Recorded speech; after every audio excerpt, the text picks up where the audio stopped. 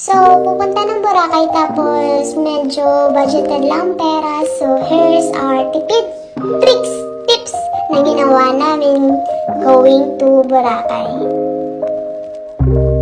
First, plan ahead of time kapag may plano kayong pumunta dito sa Boracay. Hello everyone, Cebu Pacific welcomes you to Boracay Airport in Caticlan.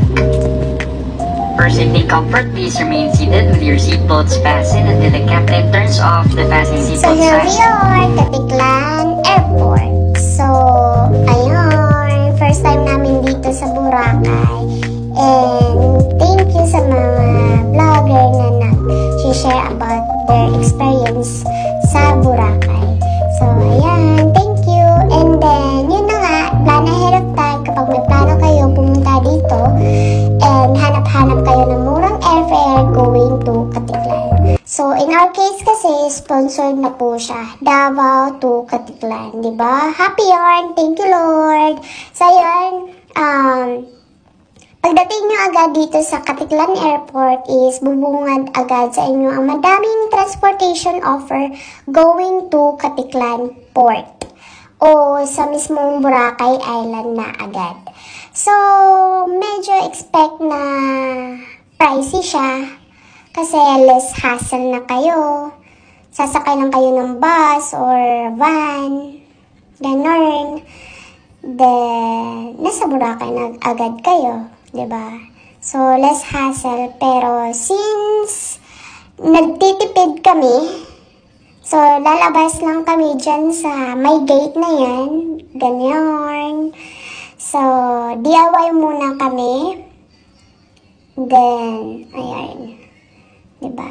Labas kami dyan sa may gate. And then, bubungad or makikita nyo yung mga nakahilerang orange tricycle. Or kahit anong kulay ng tricycle. Basta yan, nakahilerang mga tricycle. Dyan yung papuntang, nag-offer na papuntang Caticlan Port. So, ayun, 50 pesos per head, regardless kung matanda ka or bata ka.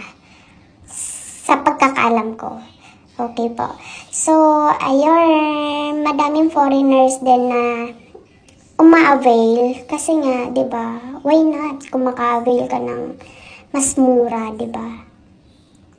So, ayun, going to Caticlan Port.